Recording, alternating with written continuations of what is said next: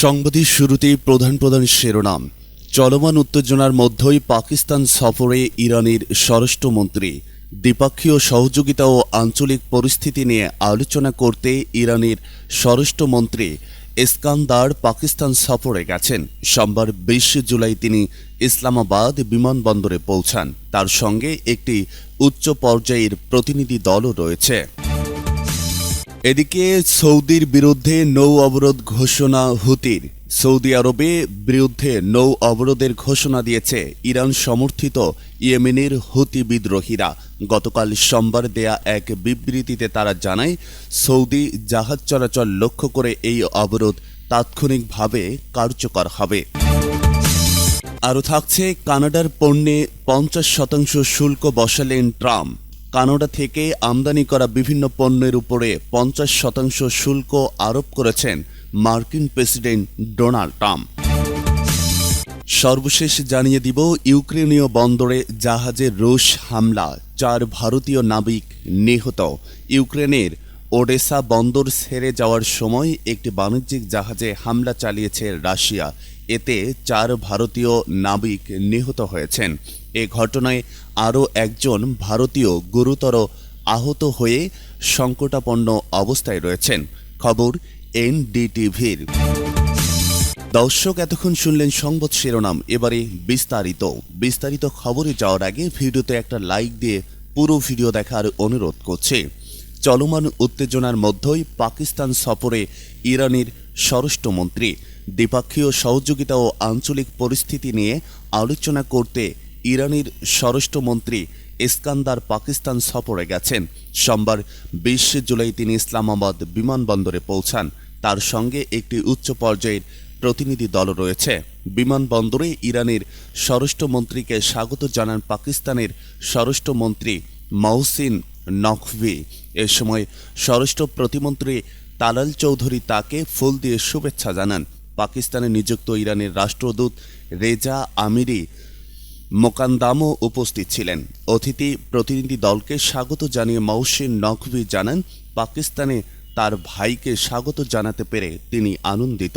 এ সফরের মাধ্যমে দুই দেশের সম্পর্ক আরও শক্তিশালী হবে এবং আঞ্চলিক পরিস্থিতিকেও ইতিবাচক অগ্রগতি আসবে বলেও আশা প্রকাশ করেন তিনি। অন্যদিকে ইস্কান্দার মমিনী জানান, আমরাও মহসিন নকভির সঙ্গে দেখা হওয়ায় তিনি আনন্দিত। তিনি পাকিস্তান ইরান সম্পর্কে উদাহরণযোগ্য উল্লেখ করে পাকিস্তান সরকার ও জনগণের আন্তরিক আত্মীয়তার জন্য কৃতজ্ঞতা জানান। সৌদির বিরুদ্ধে নৌ অবরোধ ঘোষণা হুতির। সৌদি আরবের বিরুদ্ধে নৌ অবরোধের ঘোষণা দিয়েছে ইরান সমর্থিত ইয়েমেনের হুতি বিদ্রোহীরা। গতকাল সোমবার দেয়া এক বিবৃতিতে তারা জানায়, সৌদি জাহাজ চলাচল লক্ষ্য করে এই অবরোধ তাৎক্ষণিকভাবে কার্যকর হবে। এ ঘোষণার ফলে মধ্যপ্রাচ্যের চলমান সংঘাত আরও বিস্তৃত হওয়ার সংখ্যা তৈরি হয়েছে। এর ফলে শুধু যুক্তরাষ্ট্র, ইরান ও উত্তেজনাই নয়, বিশ্বের জ্বালানি সরবরাহ ও আন্তর্জাতিক বাণিজ্য নতুন ঝুঁকিতে পড়তে পারে। হুতিদের ঘোষণার পর ইয়েমেনে সৌদি নেতৃত্বাধীন জোট জানিয়েছে তারা শক্তি প্রয়োগ করে জবাব দেবে। একই সঙ্গে লোহিত সাগরের গুরুত্বপূর্ণ বাব আল মান্দেব প্রণালী দিয়ে চলাচলকারী সৌদি জাহাজগুলোর নিরাপত্তা জোরদার করা হয়েছে। এর আগে ইরান হুতিদের প্রতি আহ্বান জানিয়েছিল, যদি যুক্তরাষ্ট্র ইরানের গুরুত্বপূর্ণ অবকাঠামোতে হামলা অব্যাহত রাখে তাহলে আব আল মান্দেব প্রণালী বন্ধ করে দেওয়ার বিষয়টি বিবেচনা করতে। এই প্রণালী পুরোপুরি বন্ধ হয়ে গেলে বিশ্বের মোট তেল সরবরাহ প্রায় 7% কমে যেতে পারে, কারণ সৌদি আরবের অধিকাংশ তেল রপ্তানি এই পথের উপর নির্ভরশীল। এর ফলে আন্তর্জাতিক বাজারে তেলের দাম এবং পণ্য পরিবহন ব্যয় আরও বেড়ে যাওয়ার আশঙ্কা রয়েছে। যদিও হুতিদের ঘোষণার পর তেলের দাম কিছুটা বেড়েছিল, পরে কূটনৈতিক সমাধানের আশা থাকায় বাজার কিছুটা স্থিতিশীল হয়। তবে লোহিত সাগর দিয়ে বাণিজ্যিক জাহাজ চলাচলের ঝুঁকি বেড়ে যাওয়ায় জাহাজ বিমার খরচ ইতিমধ্যে বৃদ্ধি পেয়েছে। কানাডার পণ্যে ৫০% শুল্ক বসালেন ট্রাম্প। কানাডা থেকে আমদানি করা বিভিন্ন পণ্যের উপর ৫০% শুল্ক আরোপ করেছেন মার্কিন প্রেসিডেন্ট ডোনাল্ড ট্রাম্প। তিনি দাবি করেছেন যুক্তরাষ্ট্রের গাড়ি, দুগ্ধজাত পণ্য ও অ্যালকোহলের প্রতি কানাডা অসম আচরণ করায় এ সিদ্ধান্ত নেওয়া হয়েছে। ওয়াইন, হকি স্টিক, সিমেন্ট সহ বিভিন্ন ভোগ্য ও শিল্প পণ্যের উপর এই শুল্ক আরোপ করা হয়েছে। তবে জ্বালানি, পটাশ, গুরুত্বপূর্ণ খনিজ, মাছ সহ কয়েকটি প্রধান রপ্তানি পণ্য এই শুল্কের বাইরে রাখা হয়েছে। এর জবাবে কানাডার প্রধানমন্ত্রী মার্ক কার্নিও বলেছেন, আগামী কয়েক সপ্তাহে যুক্তরাষ্ট্রের সঙ্গে বাণিজ্যিক আলোচনা আরও জোরদার করতে কানাডা প্রস্তুত। হোয়াইট হাউস জানিয়েছে, আগামী 30 দিনের মাঝে নতুন শুল্ক কার্যকর হবে। যেসব পণ্য নতুন শুল্কের আওতায় আনা হয়েছে সেগুলো যুক্তরাষ্ট্র, কানাডা ও মেক্সিকোর মধ্যে বিদ্যমান মুক্ত বাণিজ্য চুক্তি ইউএসএমসির আওতায় থাকুক বা না থাকুক, নতুন শুল্কের তালিকায় থাকা সব পণ্যের উপরই এই শুল্ক কার্যকর হবে। এর ফলে উত্তর আমেরিকার এই দুই প্রতিবেশী দেশের মধ্যে চলমান বাণিজ্য উত্তেজনা আরও বেড়ে যাবে।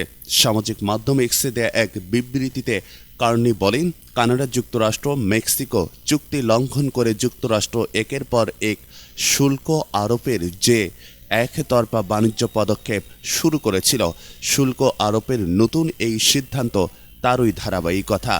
মার্ক কার্নিও বলেন, কানাডার সার্বভৌমত্বের প্রতিও হুমকি দেওয়া হচ্ছে। ইউক্রেনীয় বন্দরে জাহাজে রুশ হামলা, 4 ভারতীয় নাবিক নিহত। ইউক্রেনের ওডেসা বন্দর ছেড়ে যাওয়ার সময় একটি বাণিজ্যিক জাহাজে হামলা চালিয়েছে রাশিয়া। এতে 4 ভারতীয় নাবিক নিহত হয়েছেন।